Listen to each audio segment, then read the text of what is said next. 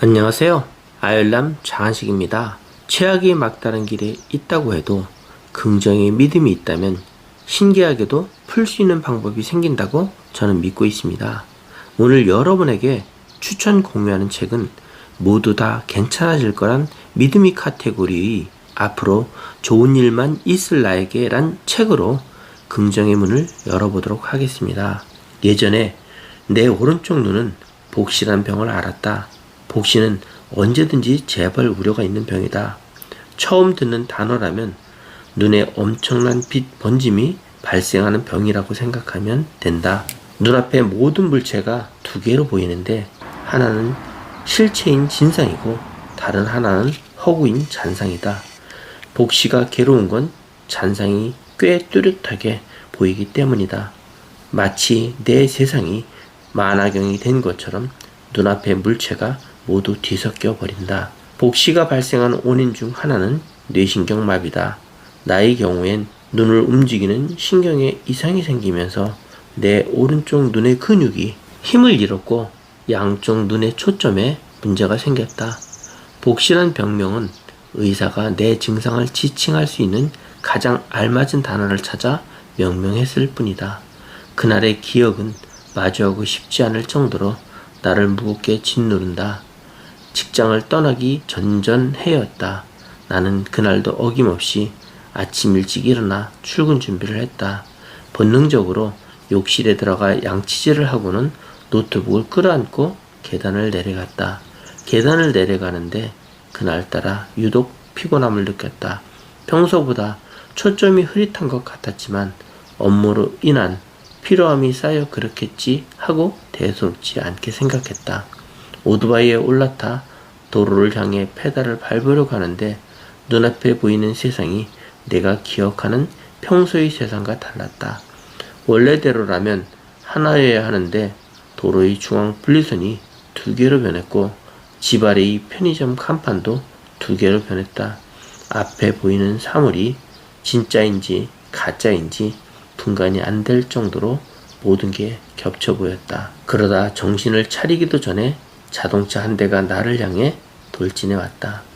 자동차가 나를 들이받으려는 순간 자동차는 마치 환각처럼 나를 뚫고 지나갔다. 자동차의 잔상이었다.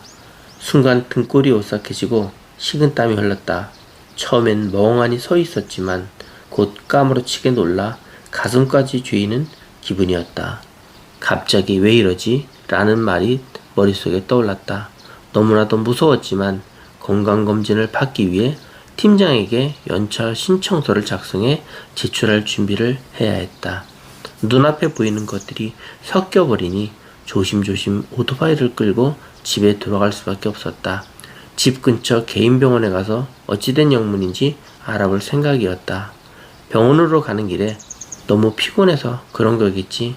푹 쉬면 괜찮아질 거야 라며 끊임없이 스스로를 안심시켰다. 요즘 일이 너무 힘들어서 눈이 망가지기 전에 내게 경고를 보낸 거라 생각했다. 병원에 도착하기 전까지 나는 내 눈에 이상이 생겼다는 걸 믿지 못했다. 의사가 내 눈을 진료하기 전까지 말이다. 복시 같네요.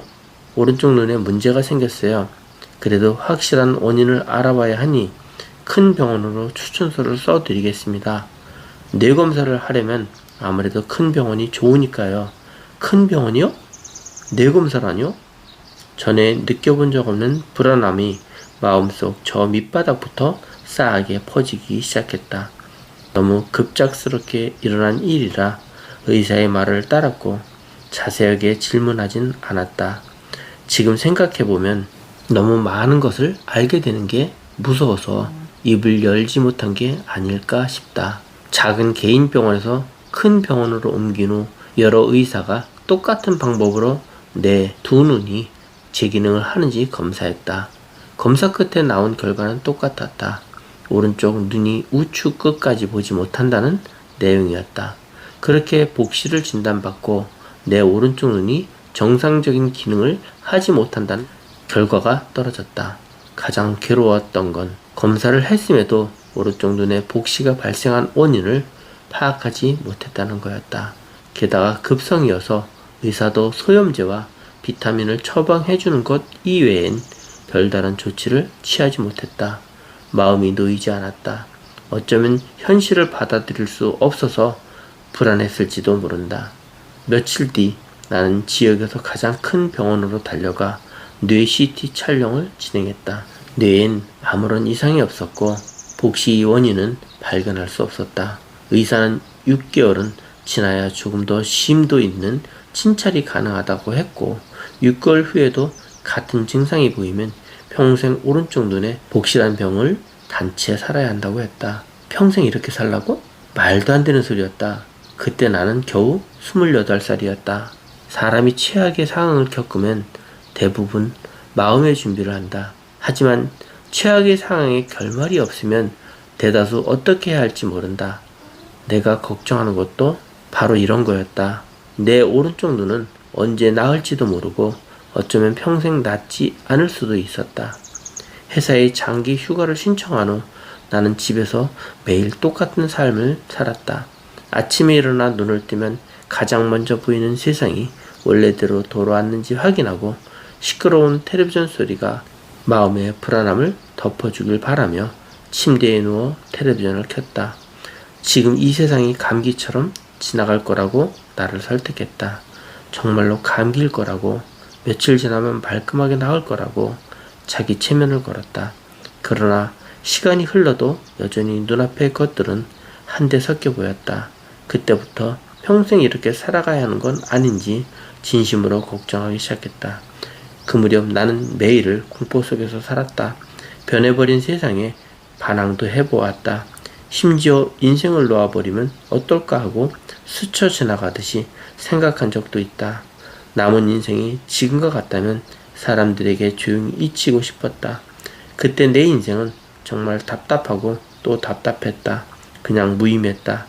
낮에 별다른 일을 하지 않으니 밤에 쉽게 잠들지도 못했다. 그러다 지금 생각해도 대단하다고 느껴지는 행동을 실천했다. 죽음 대신 살아가기를 선택한 것이다.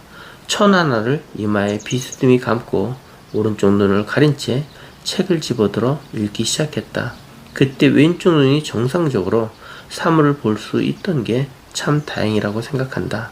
나는 더 이상 우울해하며 침대에 누워있지 않았다. 매일 오후 방을 옮겨 다니며 스트레칭과 운동을 했다. 식사해야 할 때는 평소처럼 외출했다. 그러니까 나는 모처럼 얻은 소중한 휴가 동안 집에서 쉬는 것처럼 모든 게 괜찮은 척 연기했다. 예전과 다른 점은 움직이는 속도가 느려졌다는 것이지만 아무래도 괜찮았다. 집에서만 지내다 보니 남은 게 시간이었다. 나는 불안함을 줄이기 위해 노력하며 되뇌었다. 모든 건 괜찮아질 거야. 나를 다독이고 위로한다고 오른쪽 눈이 회복되는 건 아니라는 정도는 알고 있었다. 하지만 모든 건 괜찮아질 거라고 용기 내서 나에게 말을 걸자 마음이 훨씬 안정됐다. 그 후엔 나를 즐겁게 만드는 일에 주의를 기울였다. 비록 행동과 생활 습관은 예전과 달라졌지만 나는 내 의지로 매일 기분을 정할 수 있었다. 나는 즐거운 하루를 보내며 두려움이 아닌 내일에 대한 기대를 끌어안고 매일 밤 잠들었다. 그날을 시작으로 나는 최대한 보통의 생활을 하려고 노력했다. 아침에 일어나면 오른쪽 눈이 예전으로 돌아가는지 체크했지만 그대로네 라는 부정적인 마음으로 하루를 시작하지 않았다. 내가 좋아질 수 있다고 믿으면 정말 좋아질 거라고 믿었다. 꾸준한 독서와 운동 외에도 나는 인터넷에서 복시에 관한 정보를 검색해 공부했고 복시를 해결할 수 있는 방법을 찾아냈다. 복시는 프리즘 렌즈로 교정할 수 있었고 사시 수술처럼 복시도 치료받으면 정상적으로 돌아갈 기회가 되었다. 조금 더 노력하자 마음속으로 생각했던 최악의 상황이 조금씩 긍정적으로 변하기 시작했다. 수술하지 않고도 특수 렌즈를 이용해 시력을 교정할 수 있다는 걸 알게 되니 불안함이 줄어들기 시작했다. 불안함이 줄어들자 미래에 대한 기대를 되찾았다. 이 사건은 내 인생에서 가장 중요한 경험이 됐다. 다행히 한 달이 지나고 내 오른쪽 눈은 다시 정상적인 기능을 되찾았다. 내가 보는 세상도 원래 알던 익숙한 모습으로 돌아왔다. 건강을 회복한 후 나는 예전과 달리 나를 격려하는 힘을 믿기 시작했다. 지금까지도 극복하기 힘든 일을 마주할 때마다 이때를 떠올리며 앞으로 나아갈 원동력을 되찾곤 했다. 사람은 누구나 슬럼프에 빠진다. 단언할 수 있는 건 세상은 내 마음대로 흘러가지 않는다는 사실이다.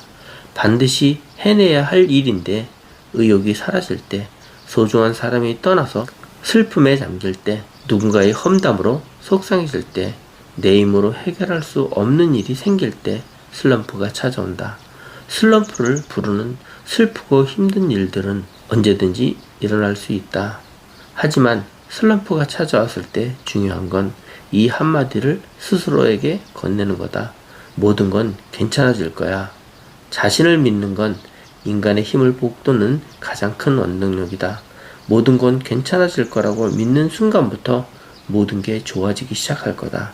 우리는 넘어졌을 때 종종 다른 사람이 이루와 도움이 필요하지만 스스로 일어나 전진해야 할 때가 더 많다.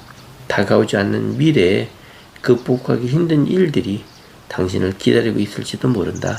하지만 자신에게 나아갈 힘을 북돋아 준다면 그 일은 더 이상 어렵지 않을 것이다. 힘들 땐 쉬어가세요. 고민이 있을 땐 책을 읽으세요. 불안할 땐 심호흡을 하세요. 슬플 땐 자신을 도닥이며 말하세요. 모두 다 지나갈 거야. 우리는 종종 자신에게 가장 따뜻한 응원을 보내야 한다는 사실을 잊곤 합니다. 기억하세요. 자신을 챙기는 게 무엇보다 중요하다는 걸. 앞으로 좋은 일만 있을 나에게 중에서 저는 복실한 눈병이 그렇게 무서운 병인지 몰랐지만 책을 통하여 자세히 알게 되었습니다. 우리들은 잠을 자고 아침에 눈을 뜨면 사물을 보게 되고 오늘이라는 선물을 받고 하루를 시작합니다. 눈은 그렇게 중요합니다. 여러분의 하루를 긍정의 눈으로 시작하여 꿈을 이루시는 또 하루가 되시길 바랍니다. 감사합니다.